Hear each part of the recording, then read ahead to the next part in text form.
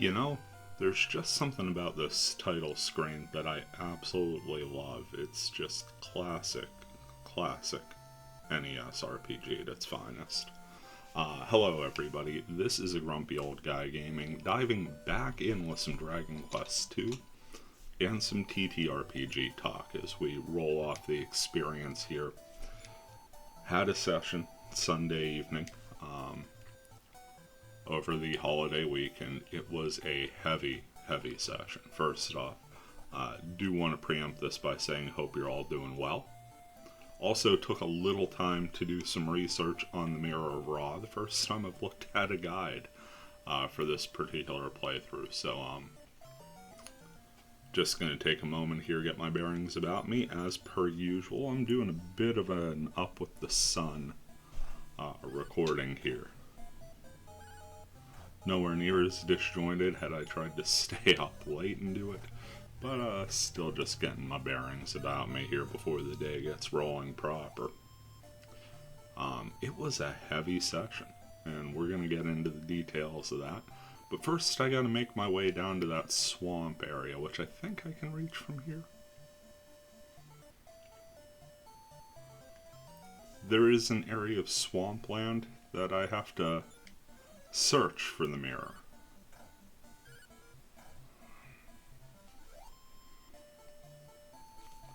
I'd thought perhaps it was in the Wind Tower, I'd thought perhaps it was in the throne room of Moonbrook Castle, and I was wildly off on both of those thought processes.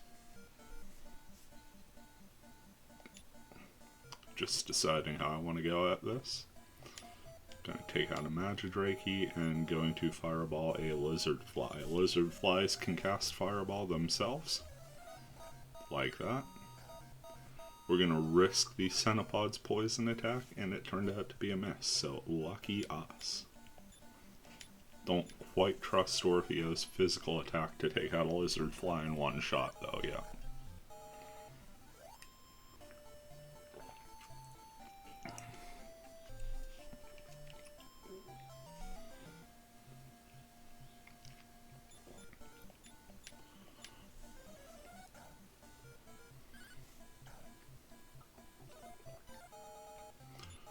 Rare for a Magidrake to attack right away. Usually that first round is set on the spell that lowers your defense.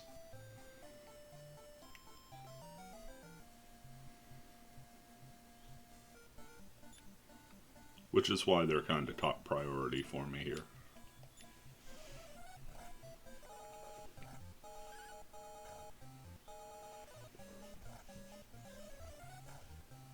Probably about time to cast a heal on Orpheo.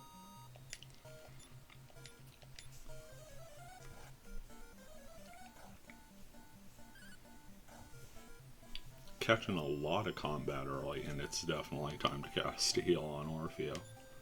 So we see those hit points ticking down. In the home game, the party is now up to 4 as we're starting the adventure. Yeah, I took the wrong way. We'll wheel around, hit the inn, and make a fresh go at it. Actually, don't even have to wheel around. Use magic to your advantage.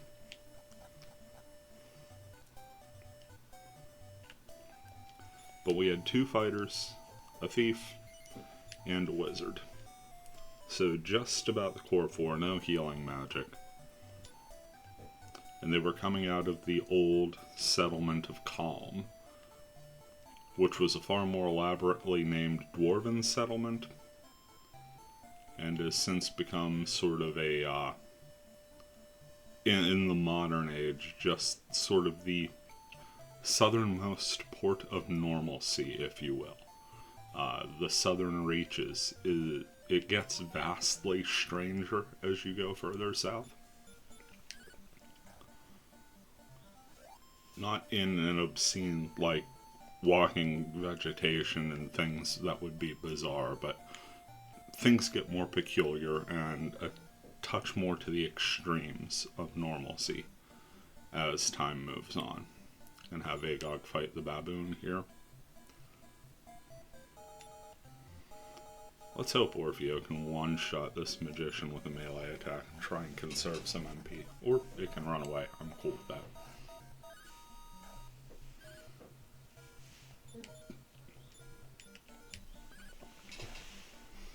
Nothing really lost there.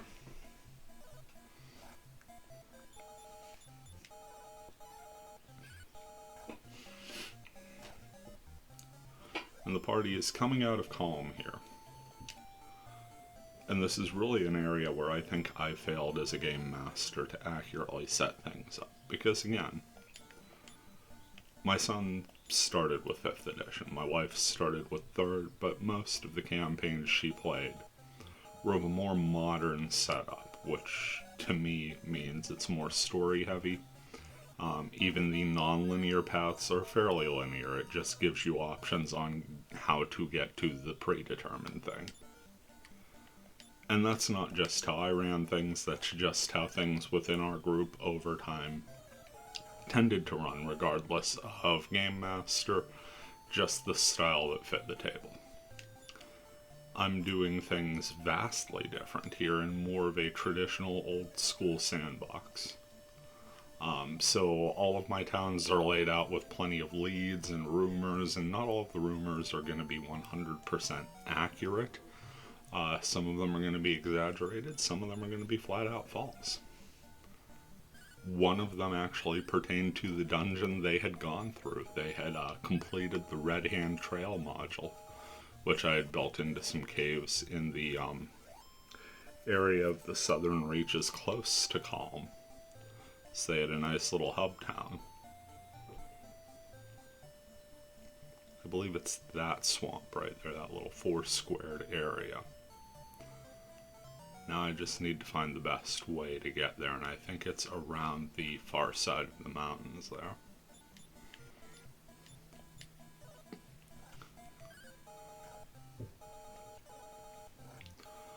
Now they had been through those caves at least 4 or 5 times by my count. Some fairly heavy digs in. Explored just about everything, but there was one section of the cave that they had left alone for reasons that just, really for no specific reason, they just never had a reason to go further in that direction. And it was just sort of in the vein of the TSR adventure, at that point the optional sort of challenge battle built into a module just to be there. We're not going to waste any MP on these healers. We've really only got one enemy that's going to actually attack the group out of this, that zombie, and 1 in 3 chance it just stands guard, so.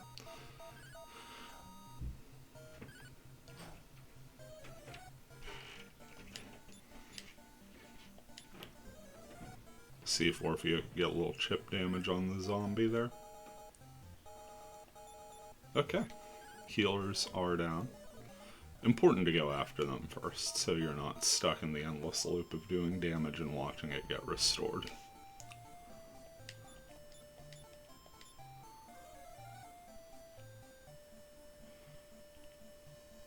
Wow. This is taking me around a much longer path than I would have anticipated. I probably took the wrong direction, is the short end of it. But hopefully there is a way to loop around here. And we're not going to chance it. We're going to fireball the magic ant because it can cast sleep.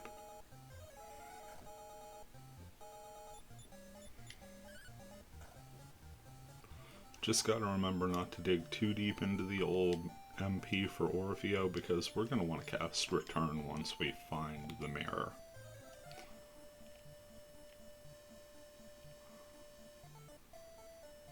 Or now, given the fact that I screwed up again. That was a dead end.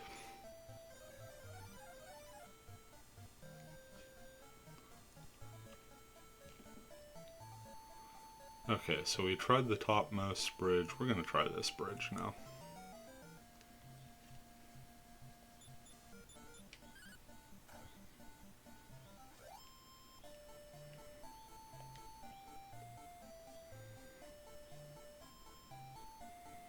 a familiar looking area.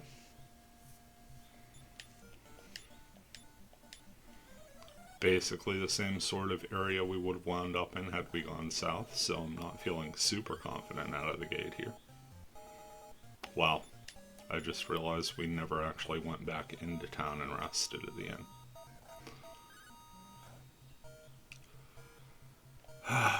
Sorry folks, caffeine's just kicking in.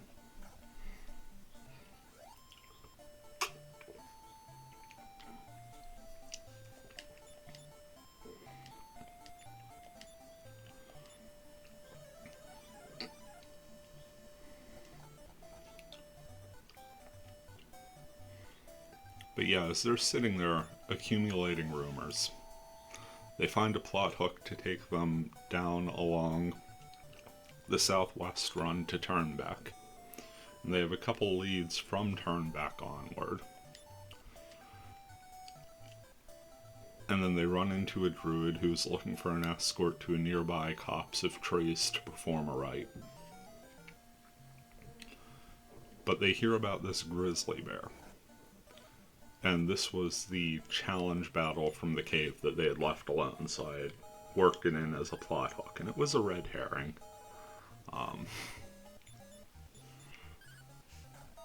Just rumors that there was a bear in the mountains that was hoarding treasure as though it were a dragon. Mind you, they're crawlers, they're adventurers. Treasure is their call. So this hooked their interest right quick and in a hurry. It's close by, it's less than a day's travel. They helped the druid first. That gave me a chance to introduce them to the sort of process we're doing with just simple hex crawling. Nothing crazy, they don't have to forage or anything. It's just plan your route out. I've got a world map. We just use glass beads to sort of show where we're going on the world map. I do a weather roll at the beginning of every day, and depending on the weather, they have that favorable or unfavorable proportionate chance of running into encounters, which could range from anything to friendly NPCs to hostile monsters. So a good deal of variety, a good deal spaced out.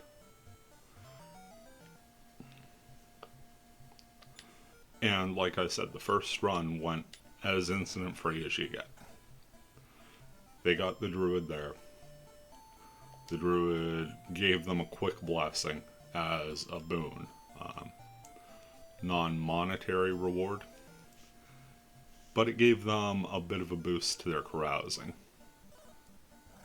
2 babbles and 2 magic ants. Okay, Orfeo did not fall asleep. We're fine at the moment.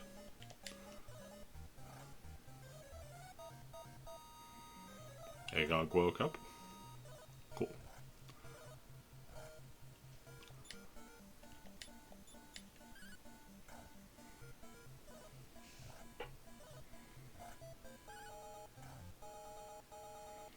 Always worry when an enemy can cast sleep and gets the surprise round. Nice crit there to finish things off. And we have a level up.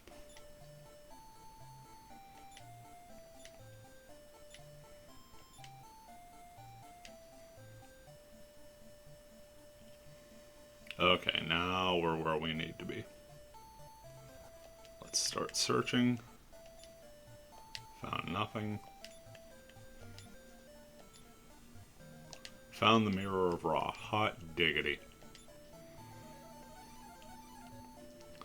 So we've got the mirror. Now we're going to head up and talk. If you remember, the first time we stopped in town here, we spoke to this dog, and after barking, it tends to follow us around. So let's go ahead and use the mirror, which is apparently on Orfeo. Yep.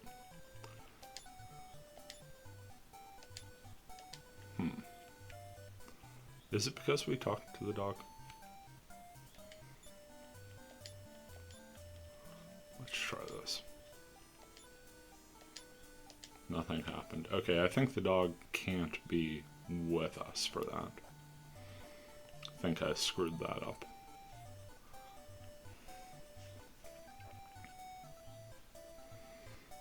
Let's go up and just use item, Mirror of Ra. There we go. We have found Princess Illith.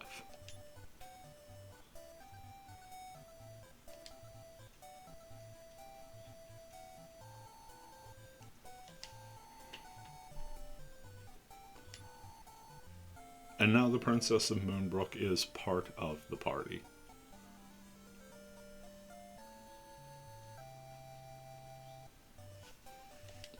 Which is fantastic news. Unfortunately, she is woefully under-equipped for adventure. We do have some gold, so that will help us in that respect.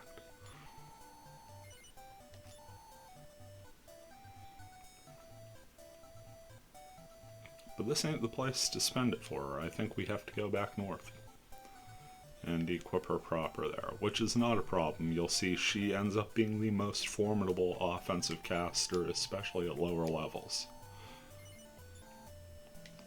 Our ink costs are now up to their full amount, so we're going to need to keep some coin on us, especially as we keep venturing. So the party gets back from helping the druid, and they're back in calm, getting back to the tabletop RPG. They do some carousing, which is basically the way you sort of cash in your gains for experience in the game. And they get a nice little bonus out of it. They get some extra luck tokens, so they're actually rolling around here with like 6 luck tokens between the party. And just moving like crazy. Yeah, even at level 1, Illith has the vaunted Heal More spell. Just gotta keep her alive long enough to get there. See, half her hit points are gone in the first round of her first combat.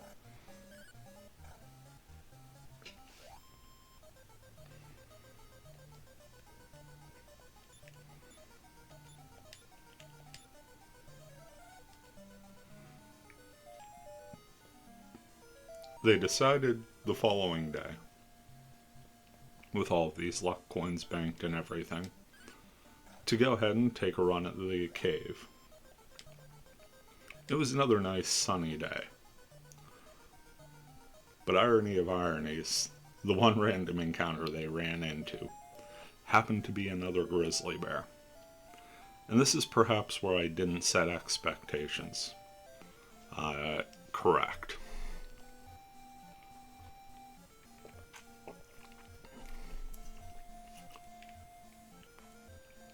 Because it was a 4-on-1. And I should have probably seen it looking back just on the tactics they took. They didn't just run up and murder Hobo the bear. But they also didn't find a way around the bear. They just waited for it. And eventually, the bear noticed something in its area. It was sort of doing a little foraging, and it noticed an odor in the air, turned around, saw the party, and did its posturing thing, just sort of stood there and made itself seem large, and the party still didn't move and just observed it. And so the bear attacked, because it's a bear, and you're encroaching on its territory. There was no surprise or anything, because they've just been sort of staring at each other this whole time.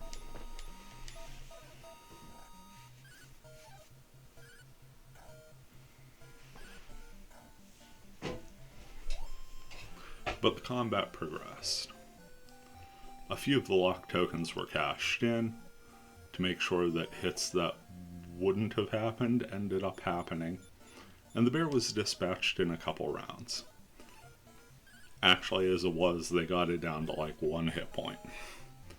and the bear just full-on ran back to its den, which again was in the very back corner of the Red Hand Trail cave. But just as it had entered the cave, my wife's thief, Razia, took a shot in the dark with a short bow. They have no light source, the bear's already past the light. And so she took the shot with disadvantage and still managed to hit. It was an incredible moment. I think she rolled an 18 and a 15 overall, so managed to take out the bear on a shot guessing off a blood trail into the darkness. Badass moment. Decided the arrow was still intact because there should be some tangible benefit if you take a gamble that big and it pays off, even if it was just keeping the ammunition. But that wasn't the bear in the module. I could have made it that way. But again, that was a completely skippable battle. And the party just sort of got in that mindset of expecting every combat to be winnable by its very existence. And so they come up to the grizzly den after a little poking around and exploring, and one humorous moment where they had discussed the feasibility of intentionally jumping a white that they knew was stalking the northern part of the cave so that they had previously snuck away from. That actually did give me a little bit of pause at the table. They managed to talk themselves out of doing that, so I was thankful for that. Go ahead and give Illith the magic knife. I think she can take a leather shield. No, okay. Can she take chainmail? No, okay. So that's about it as far as equipping Illith.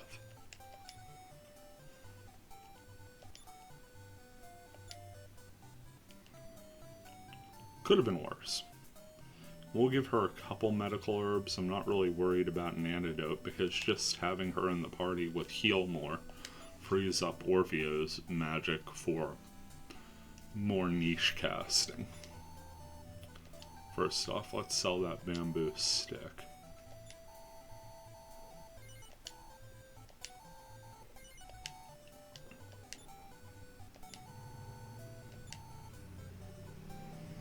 Yeah, we'll just give her 2 medical herbs so we have a bit more room to carry items as well.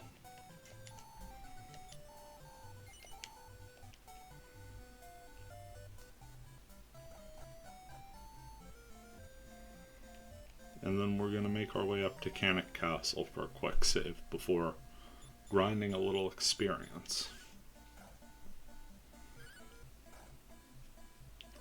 But the party winds their way to the bear's den. And the bear hears them coming.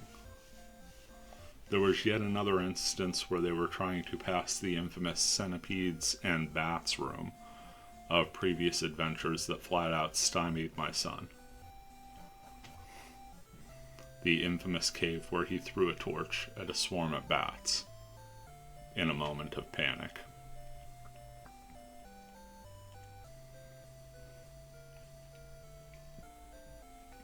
But they had gone ahead and entered the cave and got through, but rather loudly. So the things that were in the cave, which happened to be the white, the grizzly bear,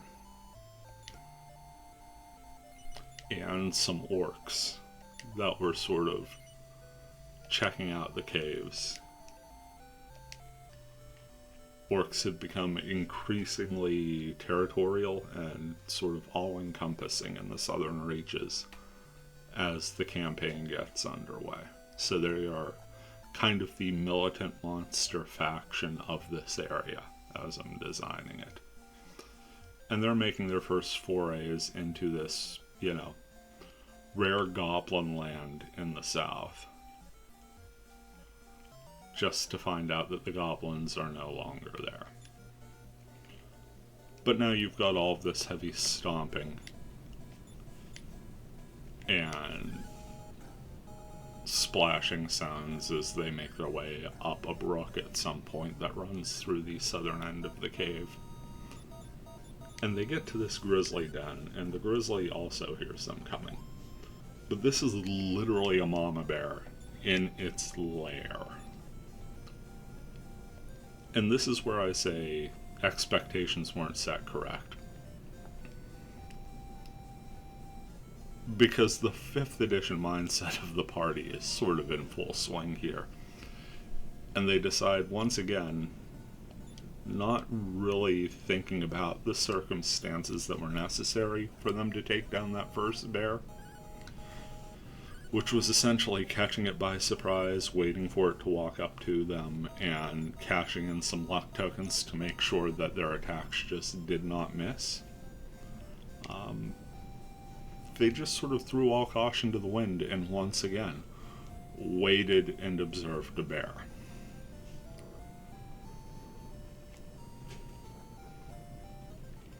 Interpreting the actions of anything whose home is being invaded, I just sort of ruled that the bear was going to be hostile right away to the encroaching party. And it ran right up and attacked. And it hit my wife's thief, Raziella, knocked her unconscious, right to 0 in one shot. To me, this is a pretty big sign you probably should run.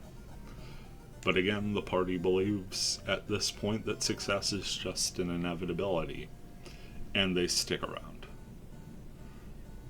They stabilize Raziella, and the most telling point of where this combat got lethal for them is after stabilizing her, everybody just stood and attacked.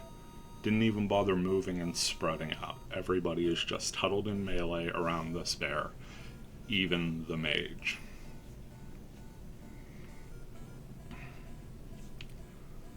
So I was kind of left with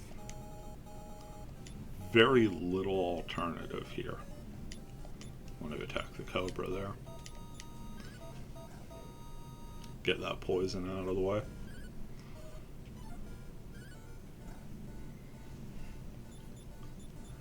And the bear attacked Raziella again. And this time it was a critical. Natural 20 on the die. And with one swipe, the bear did half of the potential maximum hit points for Raziella, which to me is instant death. There's no stabilizing from that. And it was a heavy, heavy moment. Raziella, mind you, was one of the first 3 Shadow Dark characters rolled up in this household. It was my wife's playtest character. It actually accomplished quite a bit. She had gone through the Zanzer's dungeon module.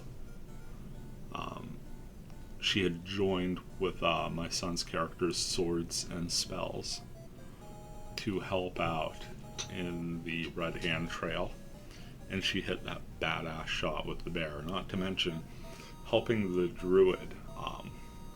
What they didn't realize is the rite the druid was performing was blessing a silvered weapon, so it would be more effective against lycanthropes, werewolves, and the like. And there is a quest hook that will take them searching for a werewolf. And if that's the case, they will probably run into Trizelva Green again, who may just gift them with this weapon as a sign of good faith, since they were good enough to go out of their way to make sure the weapon could be properly imbued. But it was a heavy moment when that happened. Like, my son has not seen player characters die in combat before. That's just not a thing for him. And it hasn't happened much with my wife, and usually when characters have died, it's because something went terribly wrong, which I suppose could be the argument here. Dangerous here, they got that defensive drop off. But we have that fireball spell for a reason. Yeah, you could see with the magic knife, like, Illis already hitting for 5 damage at level 2 on a magic Reiki, so catching her up won't be terribly difficult.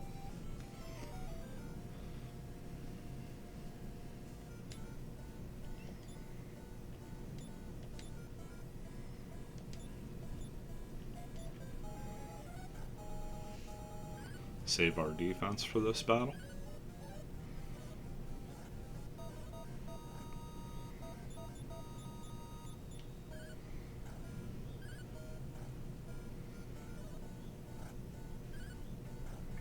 Alright.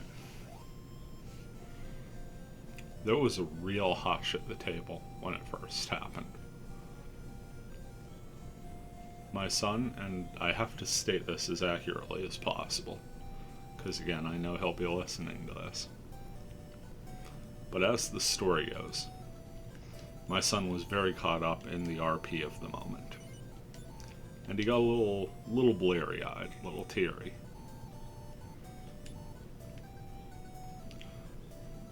Of course, GMing for quite a while, I know,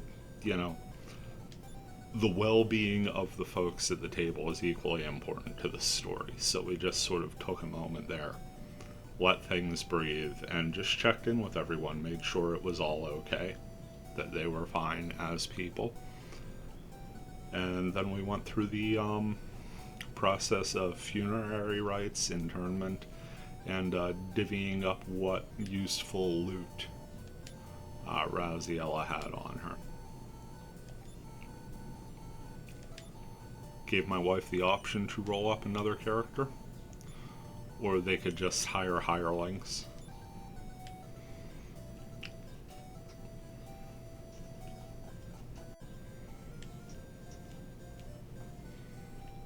Overall, I think that it was an avoidable death.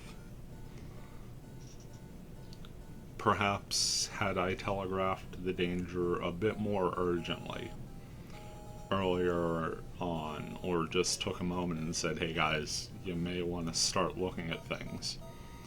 But at the same time, we've had the hey guys, you may want to start looking at things a little different, mortality is ever present here discussion very early on.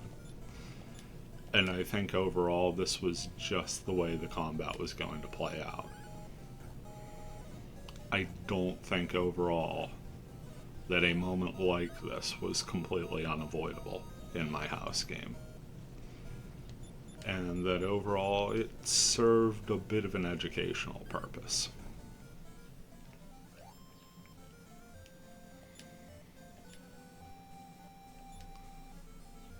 Hey, treasure chest with an antidote.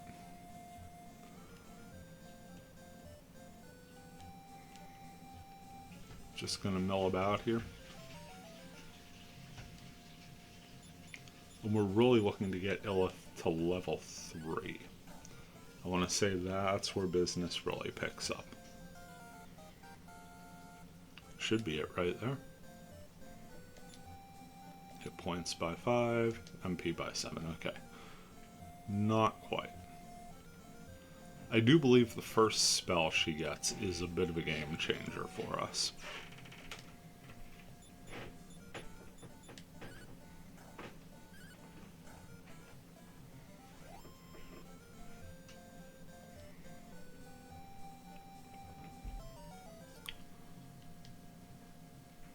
But just that moment, that hush of silence when I announced the character had fallen,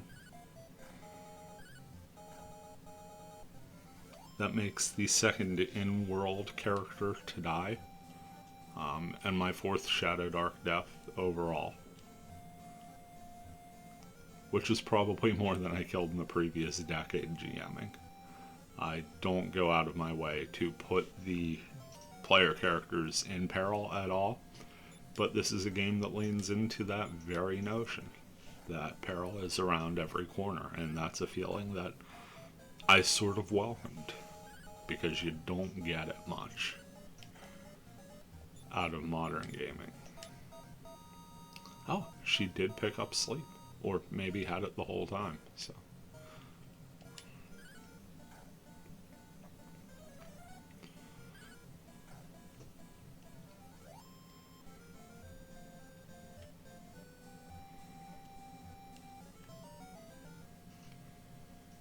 4 magicians. Let's put that sleep spell to the test right away here.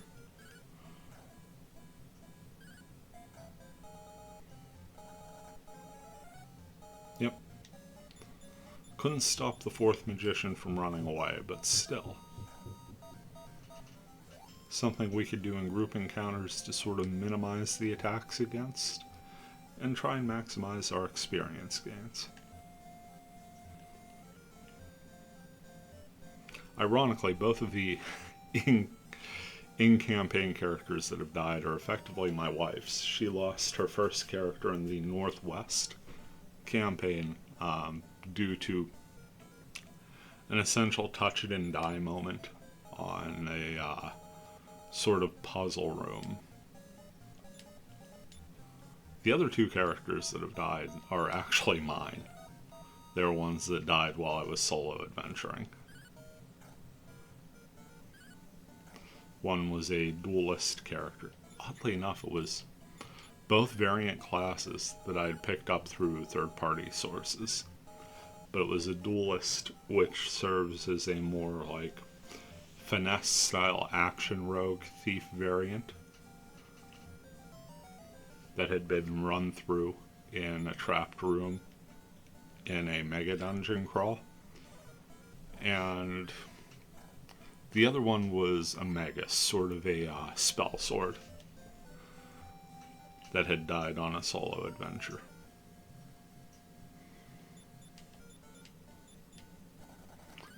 Both are really cool classes. I would say the duelist was just a case of bad luck. The magus class probably shouldn't have been solo adventuring without a party.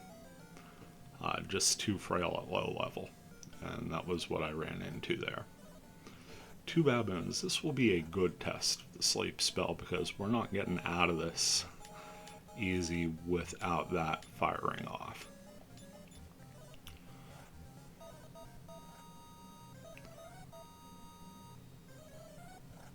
No, we got one of the baboons asleep.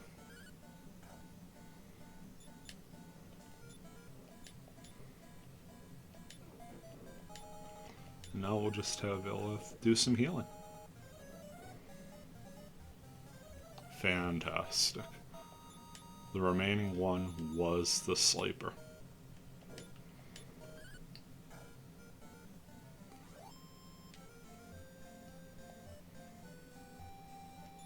Right away, Illith is paying dividends for us.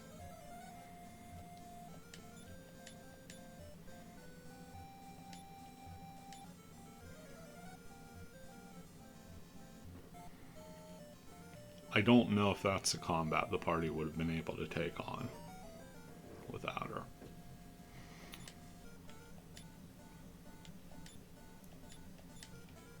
As far as the Southern Reaches go, I plan on running one more session here in the interim until my Northwest campaign's able to pick back up. I'm hoping for this week. I'm gonna sort of play it cool on it though, because I'm thinking my son may not be super ready to jump back into the adventure. Illith learned one new spell, and I think that's going to make the difference here for us. Right, I'll have to check out the status page. Yep, she learned the Inferno spell, which is essentially the Dragon Quest equivalent to a Final Fantasy Fire 2 or Fira. It's not going to make a big deal here in the smoke battle, so we're not going to bother. But I'm going to try getting a group combat here before getting back to town.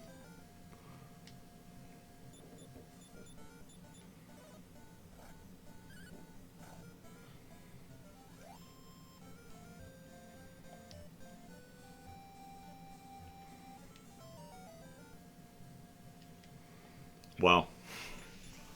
Just solo encounter after solo encounter after solo encounter. Crazy how this game keeps throwing me curveballs. But we're going to keep going here till we get one. Just to sort of show off what it could do. There we go, 4 magicians. We're going to cast Infernos here, just to show it off.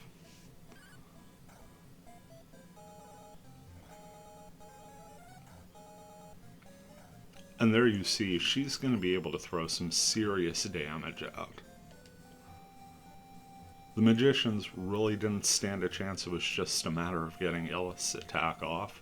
And as she levels, she'll get her speed rating up and be able to act quicker in combat. So we should be able to be, mopping up encounters at this point. Which is good, because really got to get her hit points and level up. I think this is where we're going to call it for this video. Wanted to get you guys caught up on the Sunday session.